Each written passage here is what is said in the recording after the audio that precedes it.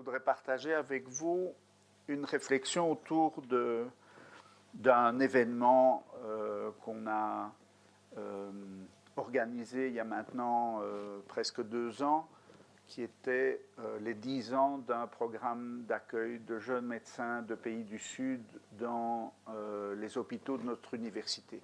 Et à cette occasion-là, on a eu toute une série de réflexions et d'évolutions de notre façon de voir. Et c'est un peu autour de ces réflexions que je voudrais partager avec vous aujourd'hui. Alors, cette coopération, elle est une coopération universitaire, elle est donc centrée sur l'éducation, sur la formation, et Nelson Mandela disait que c'était l'arme la plus puissante qu'on puisse utiliser pour changer le monde. Je ne suis pas sûr que ce soit vrai, mais en tout cas, c'est agréable à entendre. Et donc, je voudrais, avant de parler du programme lui-même, faire un détour relativement long autour de la problématique du développement de notre planète et autour de la coopération, parce que je pense que beaucoup d'entre nous ont des idées qui ne sont plus exactes sur à la fois la composition de notre monde, son évolution et la place que la coopération peut y avoir.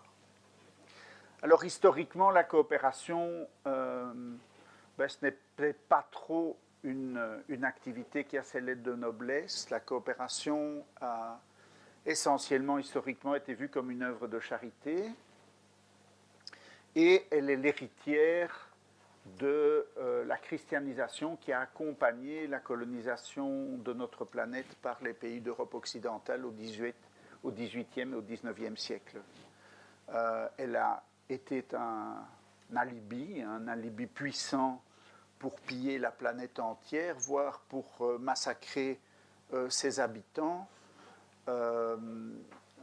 même si on trouve des épisodes dans l'histoire, le procès de Valladolid où Las Casas défendait que les Indiens d'Amérique latine avaient une âme, est souvent présenté comme une vision humaniste de l'Église, mais la réalité est assez différente, puisqu'en fait, les deux groupes de contradicteurs au procès de Valladolid étaient bien d'accord pour dire que les Indiens avaient une âme, mais ils n'étaient pas d'accord sur la façon dont il fallait piller les richesses d'Amérique latine.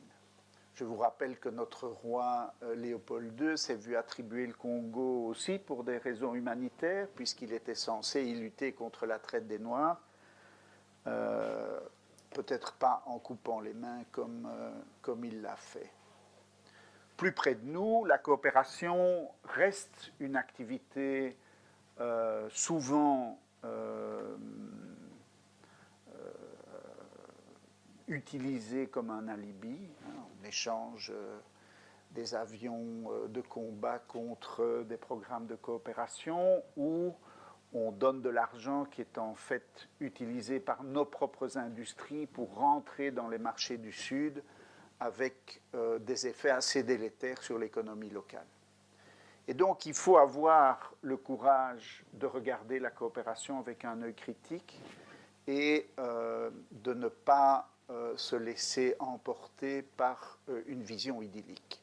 Néanmoins, la coopération et les contacts entre les sociétés d'Europe occidentale et le monde du XIXe siècle a entraîné une accélération de la modernisation de ces pays, avec, on va le voir, des résultats intéressants dans le domaine de la lutte contre les famines, de la lutte contre les maladies, essentiellement par l'assainissement de l'eau, et le développement médical. Et, comme le disait Mandela, l'importance de l'éducation et de l'éducation obligatoire. Aujourd'hui, D'autres effets pervers de la coopération ont été mis en évidence, comme la déstructuration des économies locales par l'apport, par exemple, de nourriture gratuite dans les situations de fragilité d'apport de nourriture, et sur la déstructuration des économies locales par l'entrée des aides.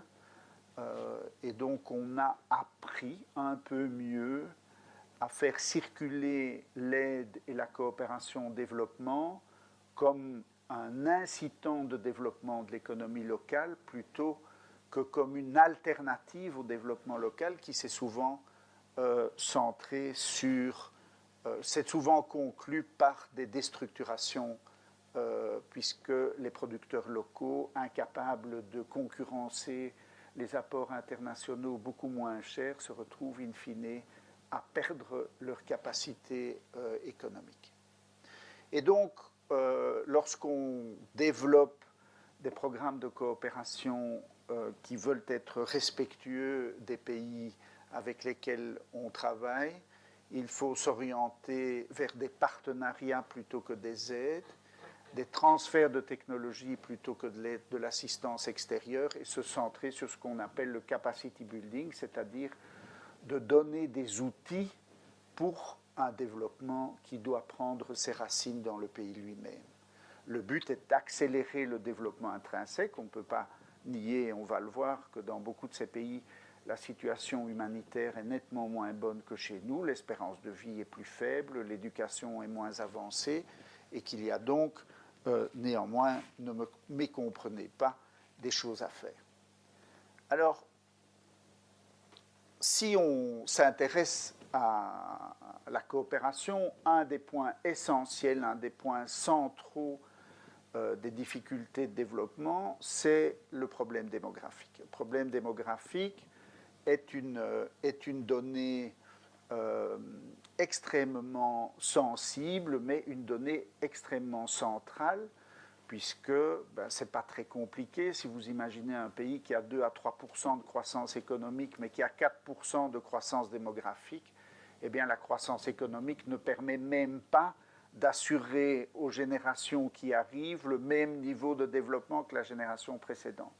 Et donc le développement, l'explosion démographique mange la croissance économique et est un facteur extrêmement puissant de ralentissement du développement, ce que les Chinois ont évidemment très bien compris et dont on peut considérer qu'il a été un des éléments central du miracle chinois, puisque vous savez que c'est vraiment un des pays à l'échelle d'un continent qui a un développement d'une rapidité absolument étonnante. Alors, il y a bientôt 25 ans, quand j'ai fait ma thèse, on devait faire une leçon publique, et donc j'avais fait la leçon qu'on m'avait donnée, le titre qu'on m'avait donné, c'était démographie et contrôle des naissances. Et donc à l'époque, j'avais présenté les courbes de croissance de la population mondiale telles qu'on le voyait à la fin des années 80. Et à cette époque, on pensait que la population mondiale se stabiliserait vers 2050 à entre 9 et 10 milliards d'habitants. Et on a vécu jusqu'à assez récemment avec cette idée. Et l'année passée, un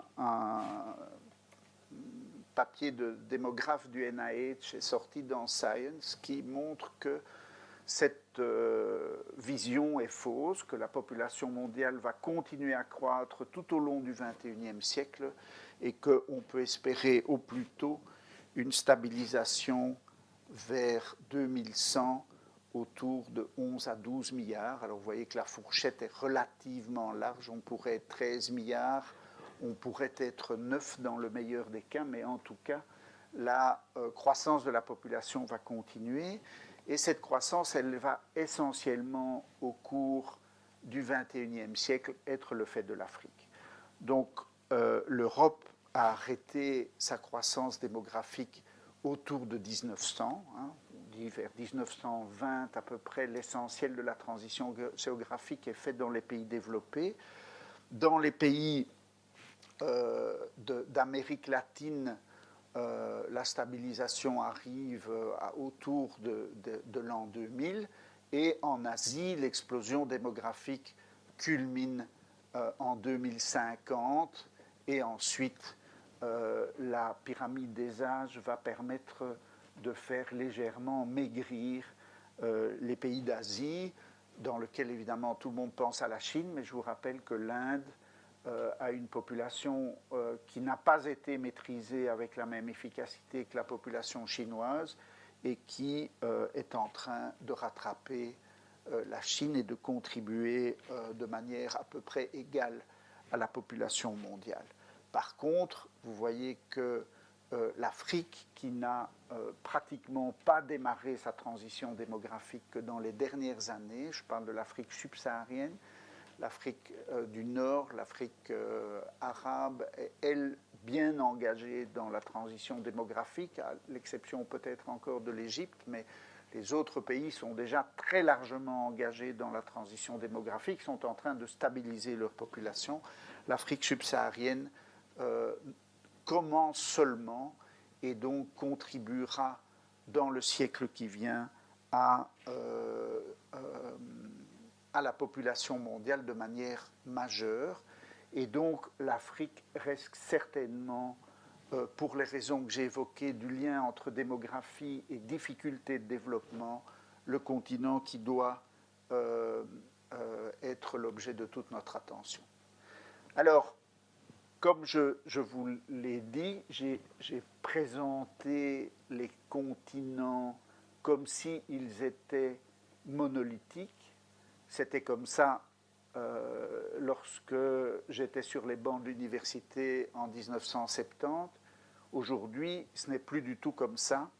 Et plutôt que de devoir subir un médiocre orateur comme moi, je vous propose de passer 10 minutes avec probablement un des meilleurs enseignants que la planète ait aujourd'hui, qui est le professeur Rosling, qui est un épidémiologiste du Karolinska Institute à Stockholm. About 10 years ago, I took on the task to teach global development to Swedish undergraduate students.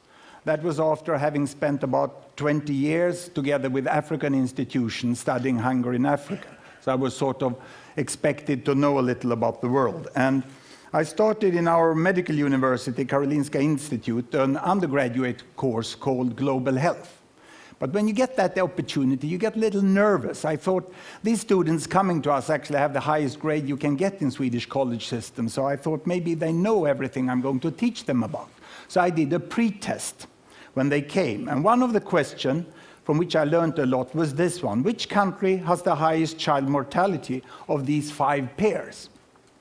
And I put them together so that in each pair of country, one has twice the child mortality of the other. And this means that it's much bigger the difference than the uncertainty of the data. I won't put you at a test here, but it's Turkey, which is highest there, Poland, Russia, Pakistan, and South Africa. And these were the results of the Swedish students. I did it so I got a confidence interval, which was pretty narrow, and I got happy, of course. I had 1.8 right answer out of 5 possible. And that means that there was a place for a professor of international health and for my course. But one late night, when I was compiling the report, I really realized my discovery. I have shown that Swedish top students know statistically significantly less about the world than the chimpanzees. Because the chimpanzee would score half right. If I gave them 2 bananas with Sri Lanka and Turkey, they would be right half of the cases. But the students are not there. The problem for me was not ignorance, it was preconceived ideas. I did also an unethical study of the professors of the Karolinska Institute that hands out the Nobel Prize in medicine, and they are on par with the chimpanzee there. So this is where I realized that there was really a need to communicate, because the data of what's happening in the world and the child health of every country is very well aware. So we did this software which displays it like this. Every bubble here is a country. This country over here is, this is China. and this is India. The size of the bubble is the population, and on this axis here, I put fertility rate. Because my students, what they said when they looked upon the world, and I asked them, what do you really think about the world? Well, I first discovered that the textbook was Tintin mainly. And they said the world is still we and them. And we is Western world, and them is third world. And what do you mean with Western world? I said, well, that's long life in small family, and third world is short life in large family. So this is what I could display here. I put fertility rate here, number of children per woman, 1, 2, 3, 4, up to about 8 children per woman. We have very good data since 1962, 1960 about, on the size of families in all countries. The error margin is narrow. Here I put life expectancy at birth, from 30 years in some countries up to about 70 years. And 1962, there was really a group of countries here that was industrialized countries, and they had small families and long lives. And these were the developing countries. They had large families and they had relatively short lives. Now, what has happened since 1962? We want to see the change. Are the students right? It's still 2 types of countries? Or have these developing countries got smaller families and they live here? Or have they got longer lives and live up there? Let's see. We start the world. And this is all UN statistic that has been available. Here we go. Can you see there? It's China. They're moving against better health. They're improving there. All the green Latin American countries, they are moving towards smaller families. The yellow ones here are the Arabic countries, and they get larger families, but longer lives, but not larger families. The Africans are the green down here, they still remain here. This is India. Indonesia is moving on pretty fast. And in the 80s here, you have Bangladesh still among the African countries there, but now Bangladesh, it's a miracle that happens in the 80s. The imams start to promote family planning, and they move up into that corner. And in 90s, we have the terrible HIV epidemic that takes down the life expectancy of the African countries, and all the rest of the world moves up into the corner where we have long lives and small family, and we have a completely new world.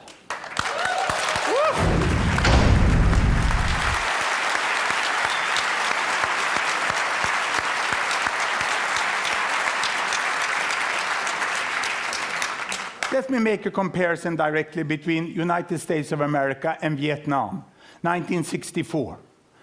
America had small families and long life. Vietnam had large families and short lives. And this is what happens. The data during the war indicate that even with all the death, there was an improvement of life expectancy. By the end of the year, the family planning started in Vietnam, and they went for smaller families. And the United States up there is getting for longer life, keeping family size. And in the 80s now, they give up communist planning and they go for market economy, and it moves faster even than social life. And today we have in Vietnam the same life expectancy and the same family size here in Vietnam 2003 as in United States 1974 by the end of the war.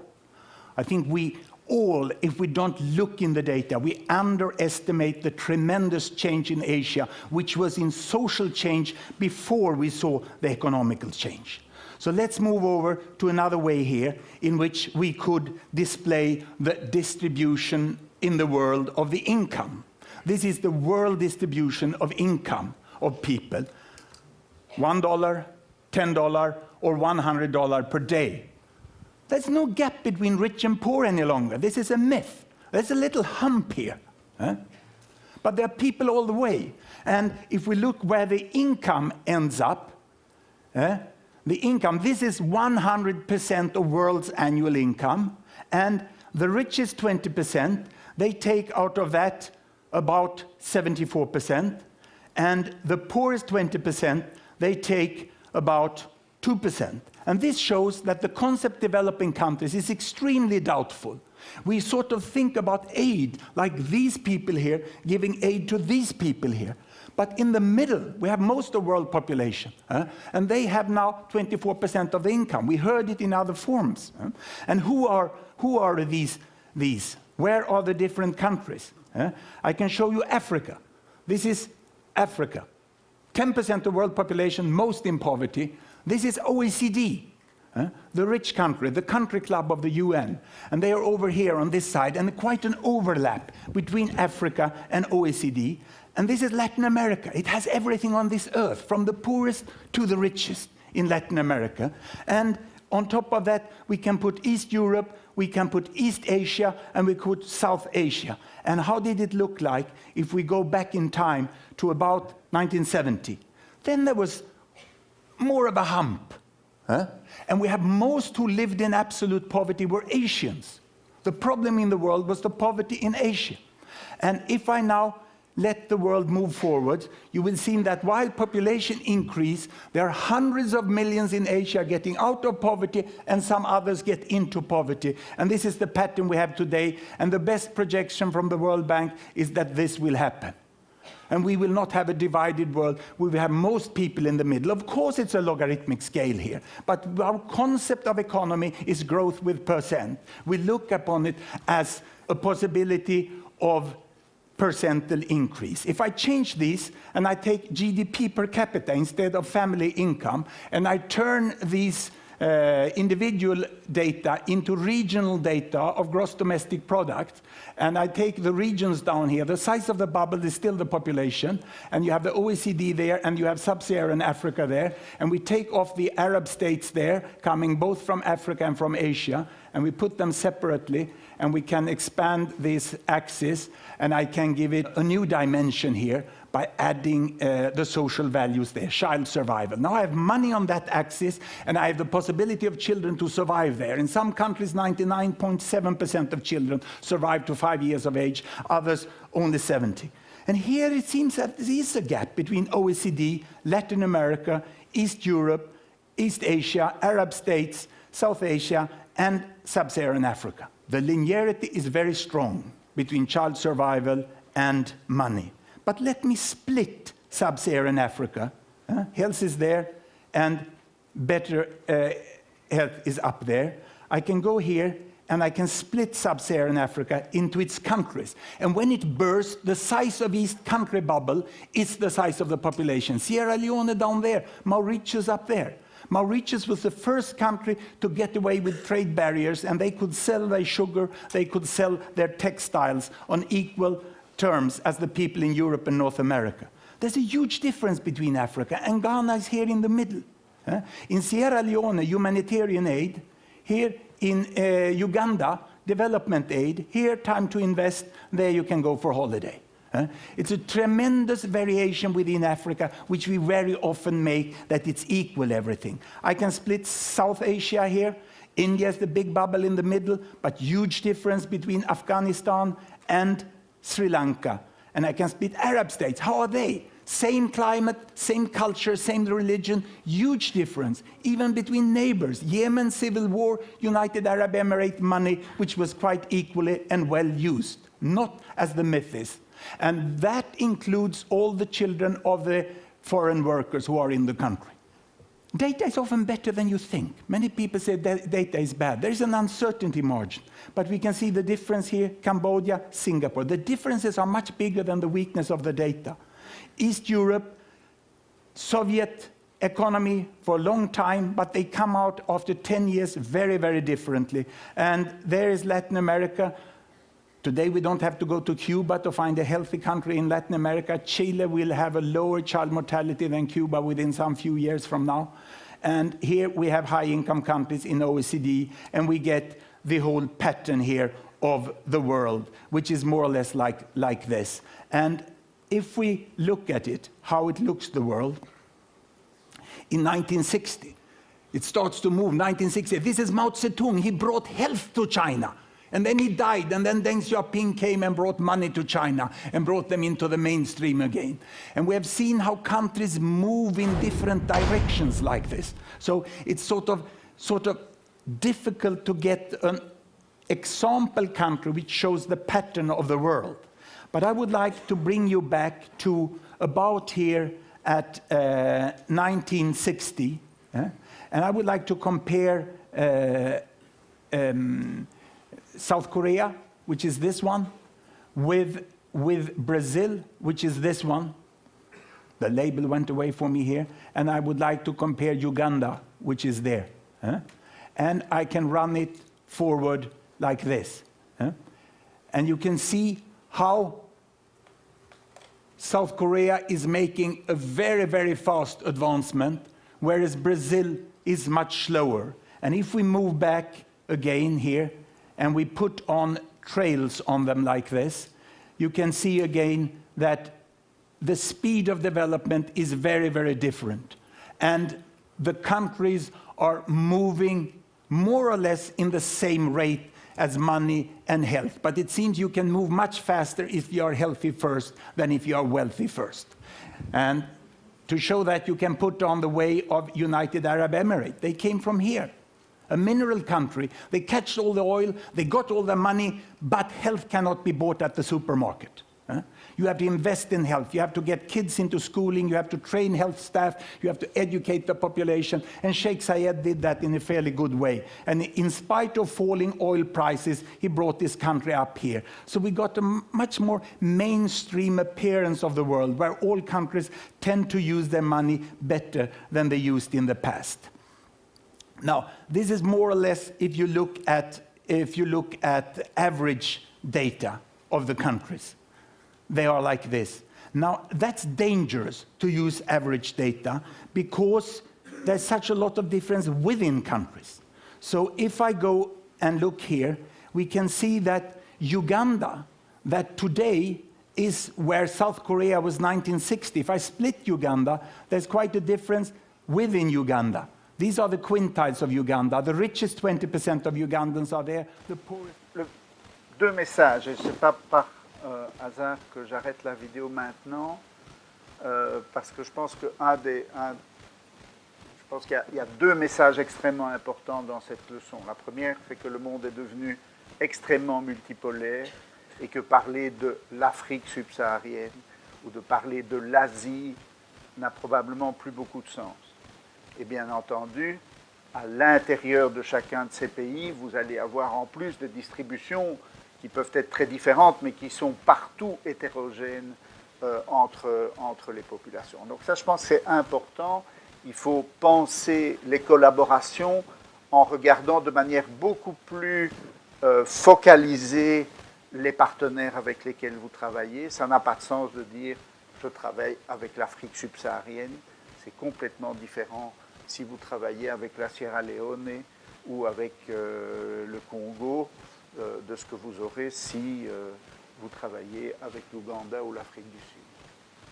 La deuxième chose qu'il a bien montré, c'est que l'éducation ne s'achète pas et que vous avez des décalages très importants dans le développement, même si vous avez des apports financiers très importants, comme c'est le cas par exemple pour les pays du Golfe, avec l'apparition du marché du pétrole, qui bien entendu amène le bien-être et l'amélioration de la qualité de vie, mais avec des décalages très importants qui sont liés à l'éducation et donc liés au domaine qui nous occupe.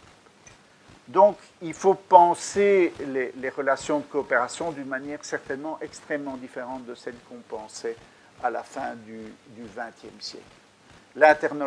L'internationalisation des enjeux de santé dans un monde qui est devenu un village global, il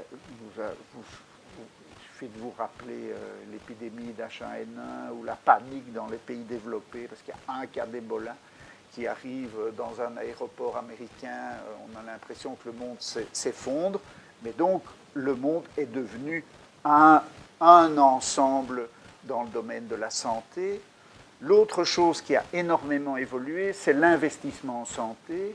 On va le voir, la fin du XXe siècle, le début du XXIe siècle est marqué par une augmentation extrêmement importante des budgets consacrés à la santé, aussi d'ailleurs avec une évolution dans la santé vue de moins en moins comme sous un angle humanitaire, mais vue de plus en plus comme un secteur économique et un secteur éventuellement de profit, on va le voir. On reparlera dans un moment des objectifs du millénaire, qui sont un moteur extrêmement important dans lequel inscrire aujourd'hui toute activité du domaine de la coopération. Je vais vous montrer l'accroissement important des budgets et aussi que cet accroissement des budgets est en fait caractérisé par un transfert de l'activité de coopération du secteur public vers le secteur privé. C'est un marqueur extrêmement important. Aujourd'hui, une très grande partie de la coopération étant entre les mains, en fait, d'acteurs privés, même quand l'opérateur est le public. Vous allez le voir, par exemple, pour les budgets de l'OMS. Ce transfert du secteur public vers le secteur privé, c'est aussi caractérisé par un transfert d'une activité qui cherche à développer un secteur de santé global, ce qu'on appelle la coopération horizontale, vers des programmes verticaux.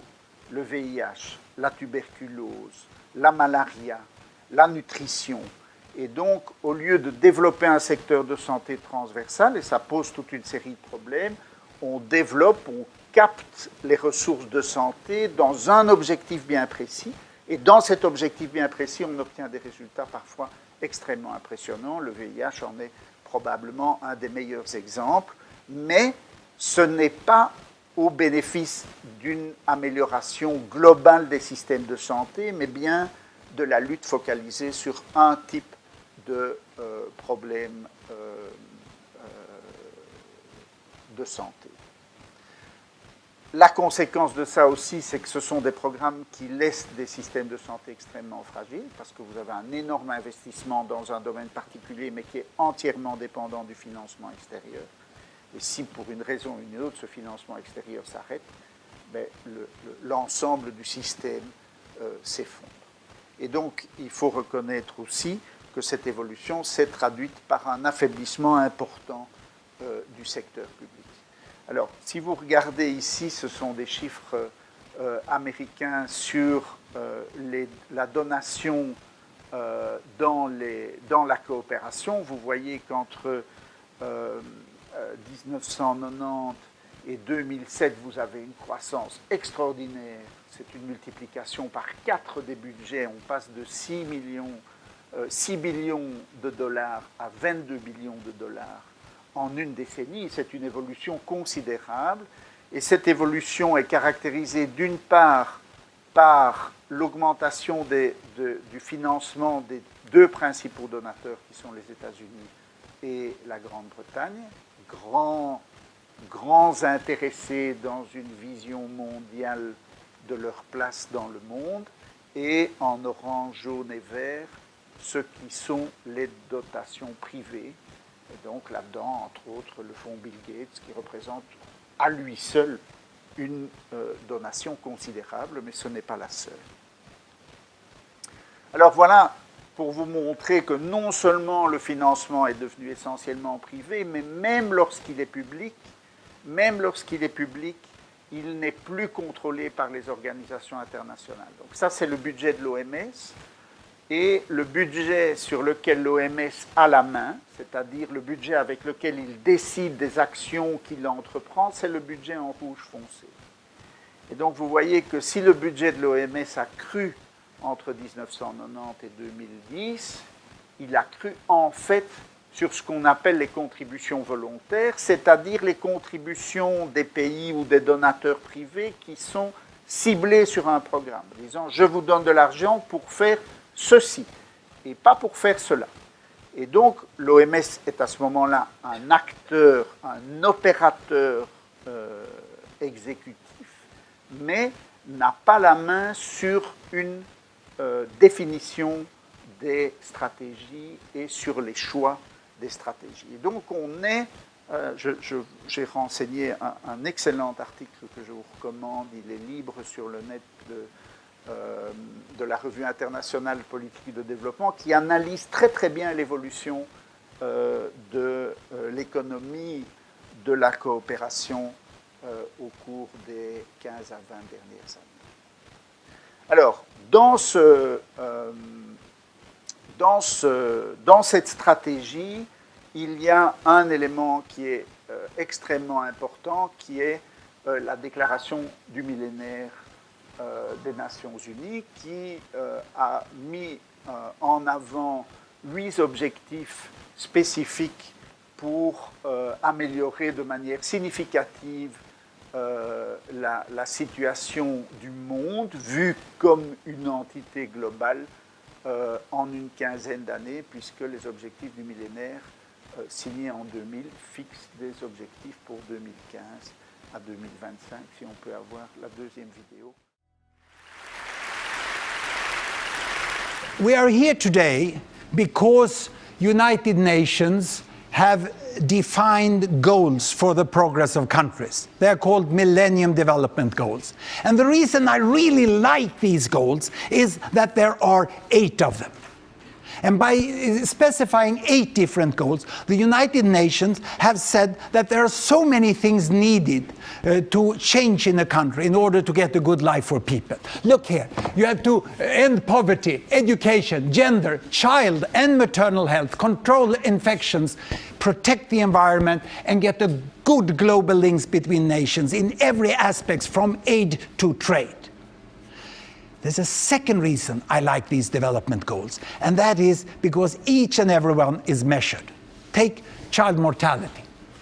The aim here is to reduce child mortality with 2/3 from 1990 to 2015. That's a 4% reduction per year.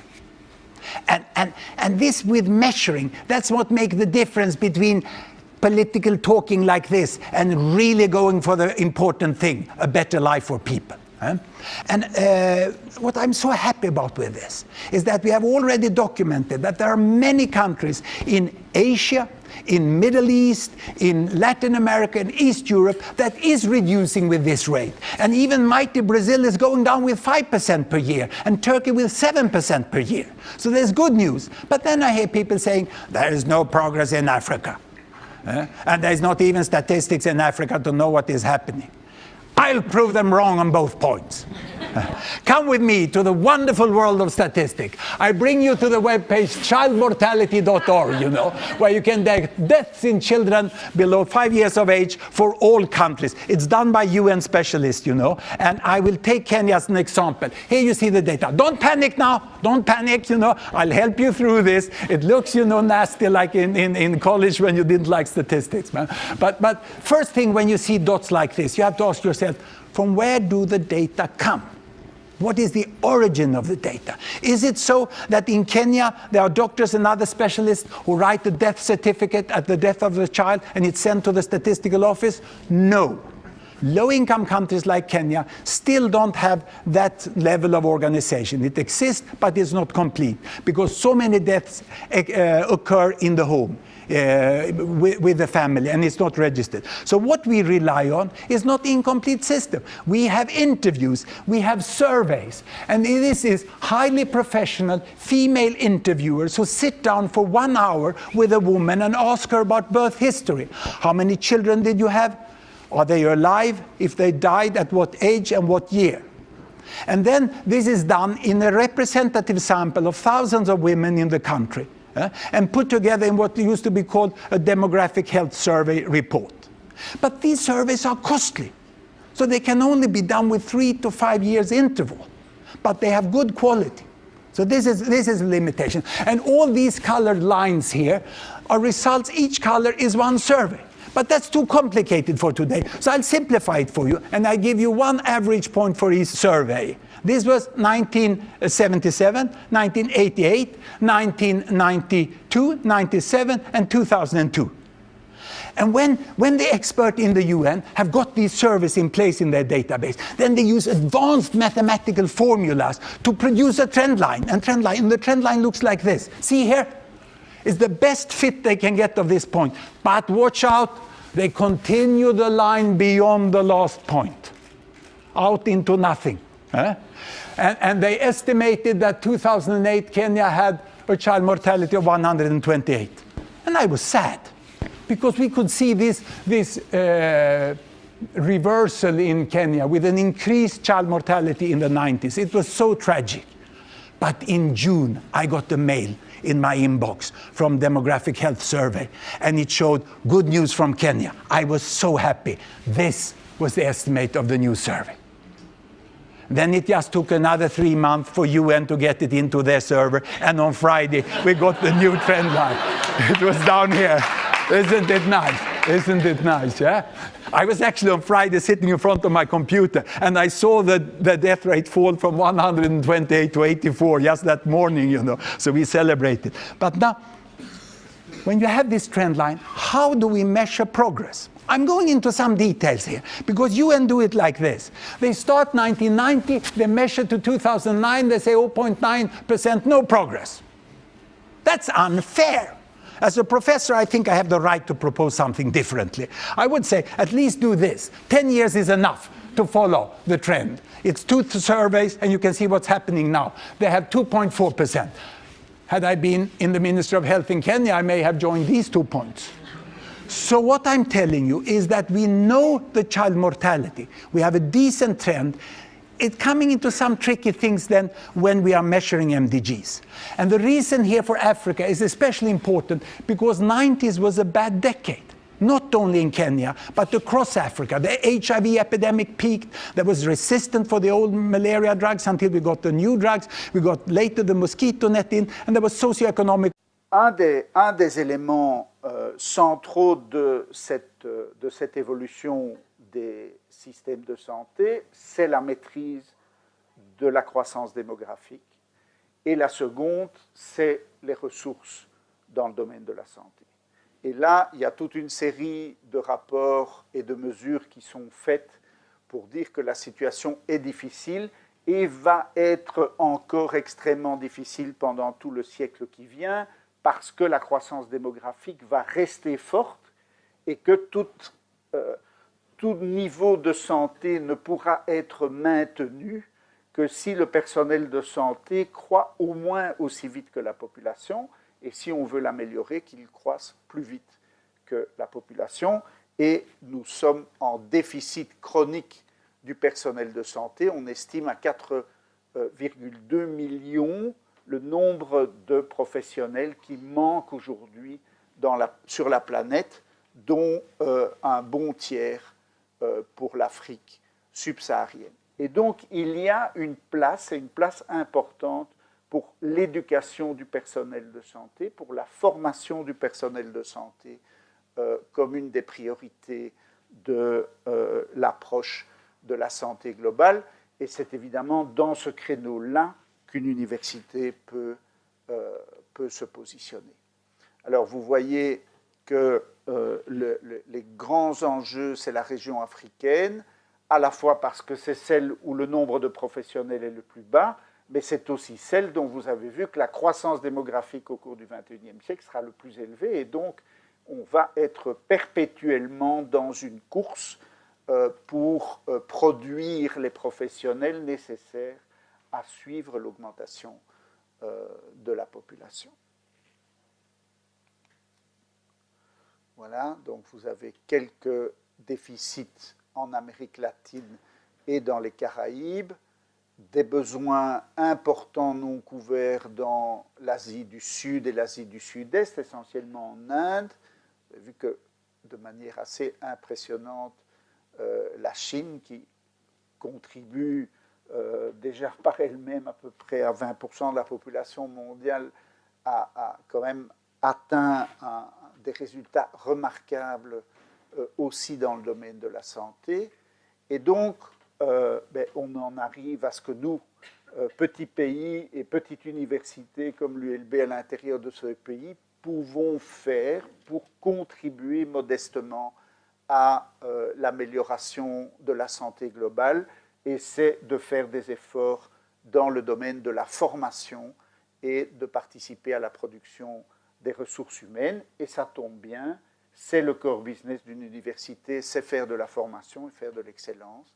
Et donc, on peut présenter maintenant le programme du FOSFOM en vous montrant comment il s'inscrit dans une contribution modeste. On ne fera pas les 4,2 millions de personnel de santé nécessaires, mais c'est une contribution à cet objectif prioritaire et qui est en plus un objectif qui a peu de perversion en termes de transfert nord-sud, qui est la formation et l'amélioration du niveau de formation des professionnels des pays du Sud.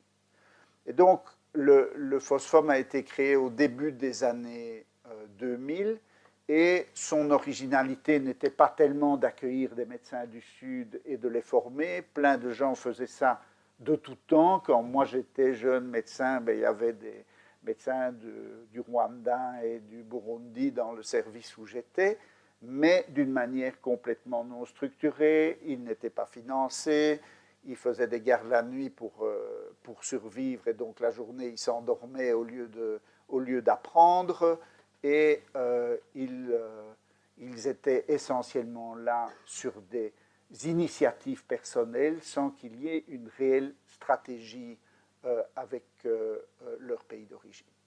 Et donc, ce qu'on a fait au niveau du FOSFOM, c'est d'une part de débloquer des moyens. On a négocié avec les hôpitaux pour qu'ils libèrent des moyens, et vous allez voir qu'on est arrivé à libérer des moyens relativement considérables pour une petite université dans un petit pays comme le nôtre, et de se centrer sur un partenariat universitaire, c'est-à-dire non pas de travailler avec des francs-tireurs qui voulaient venir travailler ou étudier chez nous, mais de faire des partenariats avec les universités en charge de la formation dans ces pays, de façon à contribuer à un renforcement des capacités des universités locales. De cette façon aussi, on a un système où les étudiants restent rattachés à leur faculté d'origine, ont moins de probabilité de rester dans les pays du Nord, et donc on limite autant que faire se peut le brain drain. C'est un partenariat de l'ensemble de l'université. Vous y retrouvez tous les hôpitaux de l'université. Celui qui accueille le plus grand nombre d'étudiants, c'est l'hôpital universitaire, qui est l'hôpital Erasme. C'est logique, c'est aussi un des plus gros. Mais vous voyez que les gros hôpitaux bruxellois du réseau, Brugman, Bordet, l'hôpital des enfants, l'hôpital Saint-Pierre, ont tous participé au cours de ces 12 ans de manière tout à fait significative à l'accueil de ces étudiants. Et puis les petits hôpitaux, les plus petits hôpitaux du réseau, qui ont des capacités de formation plus petites, mais qui, in fine, les petits ruisseaux font des grandes rivières, auront eux aussi participé de manière tout à fait significative à former ces jeunes médecins qui passent 1 année ou 2 années chez nous. Et les hôpitaux ont consacré aux bourses que l'université distribue un budget important, puisqu'actuellement on tourne autour de 2,4 millions d'euros par an qui sont consacrés à l'accueil de ces jeunes médecins. Alors récemment, l'université de Liège a commencé à accueillir des médecins du programme aussi, et c'est important parce que le programme a énormément de succès. Vous voyez ici, depuis le début, en vert, le nombre de bourses attribuées par an. Donc on s'est stabilisé autour de 80 bourses par an. Mais pendant la même période, le nombre de candidats qui chaque année posent leur candidature en ligne sur le site du programme, candidature qui doit être cautionnée par le doyen de leur université, n'a pas arrêté de croître, et nous avons actuellement de l'ordre de 600 candidatures par an pour 80 bourses. Beaucoup de jeunes médecins parfaitement méritants et talentueux restent sur le carreau parce que les moyens sont limités, que nous ne pouvons pas faire mieux. Néanmoins, vous voyez que nous avons distribué, et ça c'est l'année en cours, donc la campagne de sélection des candidats de l'année prochaine est en cours, et donc on atteindra à la rentrée 2015 les 800 bourses, ce qui est in fine pas si mal dans un contexte difficile comme celui de la Belgique.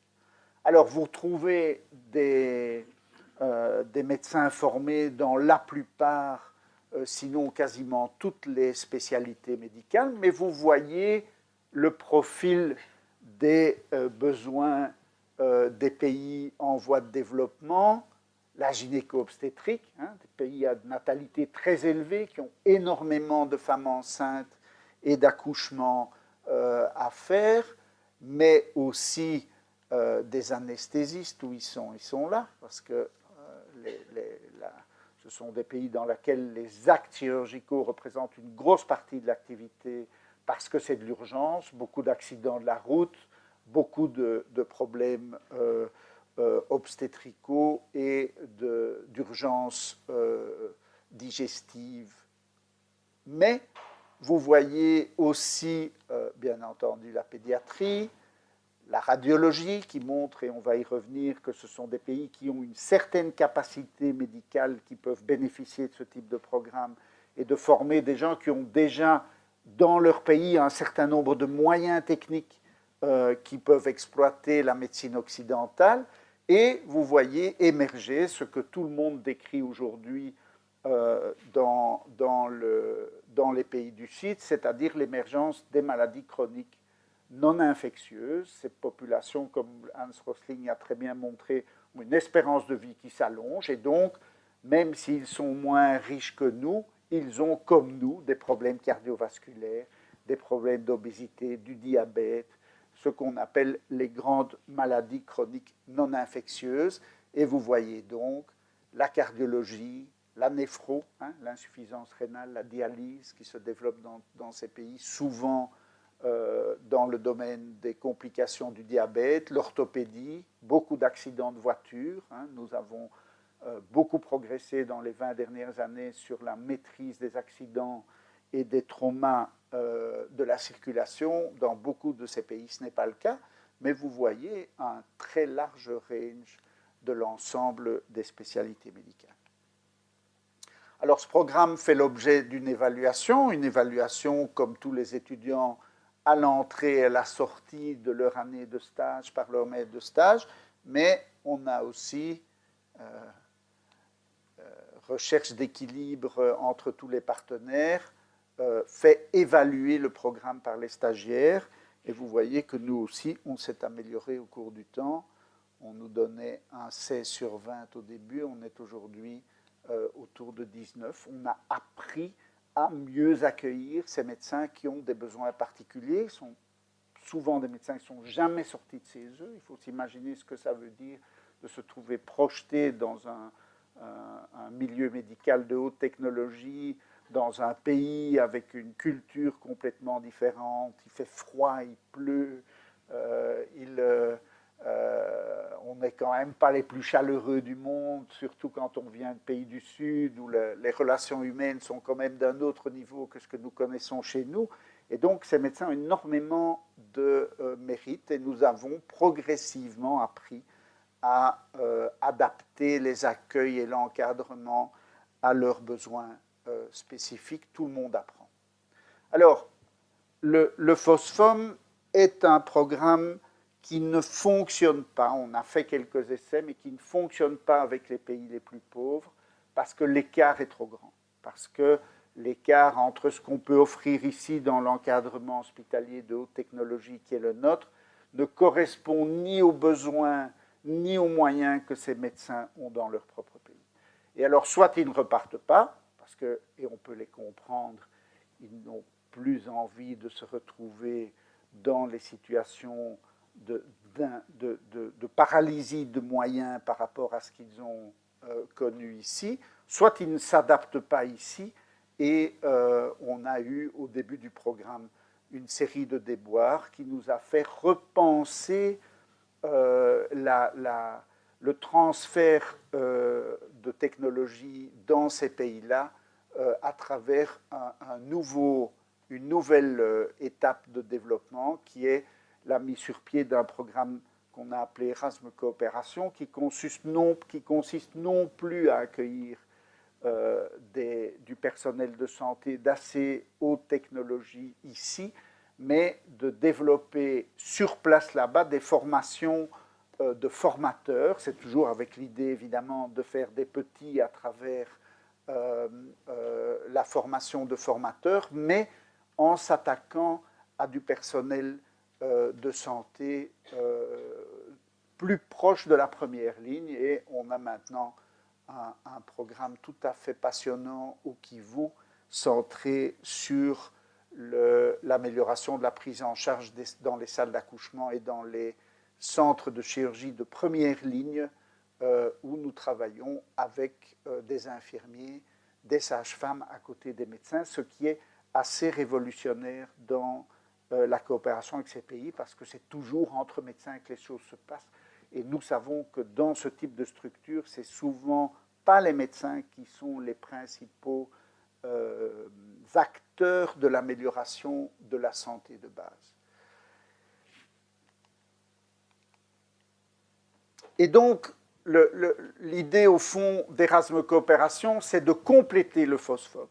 C'est d'avoir deux programmes qui ont des cibles différentes, qui s'inscrivent bien dans la vision d'Hans Rosling d'un monde multipolaire, où il n'y a pas un programme qui puisse convenir à toutes les situations et qui essaye de développer une stratégie de transfert vers des formateurs locaux, peut-être plus souvent des formateurs locaux avec un niveau de technologie moins grand, mais plus proche des réalités du terrain auxquelles ces gens sont confrontés. Alors, c'est peut-être pas un hasard que notre premier grand contrat est au Kivu. Personne ne veut y aller, évidemment, parce que tout le monde a peur de la guerre, mais c'est vraiment le prototype d'une région qui peut bénéficier de ce type de formation et de l'utilisation de moyens pédagogiques originaux tournés vers des acteurs de terrain de première ligne. Et donc, c'est ce projet qui est financé par l'Union européenne est fait en collaboration avec ULB Coopération, qui est donc le nouveau nom du CEMUBA, qui a une longue tradition de travail dans l'Est du Congo. Et on y forme des soignants, des hôpitaux et des centres de santé de première ligne du Kivu et maintenant de l'Ituri, puisqu'ils nous ont demandé d'étendre l'activité à une troisième région pour utiliser au mieux les outils qu'on a développés. Et donc, pour finir cette première leçon, puisque dans la seconde, je vous inviterai le 2 avril à revenir pour voir ce que je vous ai expliqué, puisque Yvon Lamens nous a suivis pendant un an au moment des 10 ans d'Erasmus de coopération et a filmé à la fois ce qui se passait en amont de l'année de stage, des étudiants en année de stage, et puis des étudiants, des médecins, mais aussi des doyens de faculté, des acteurs locaux interviewés sur place après leur retour dans leur pays d'origine, parce que ça aussi, c'est un atterrissage qu'il faut travailler, qui pose éventuellement des difficultés d'adaptation. Il faut rentrer, il faut se réadapter à son mode de fonctionnement d'origine en intégrant et en adaptant les outils du Nord qui ne sont pas obligatoirement des recettes miracles exportables qui demandent de la créativité et de l'adaptation. Et je vous remercie pour votre attention.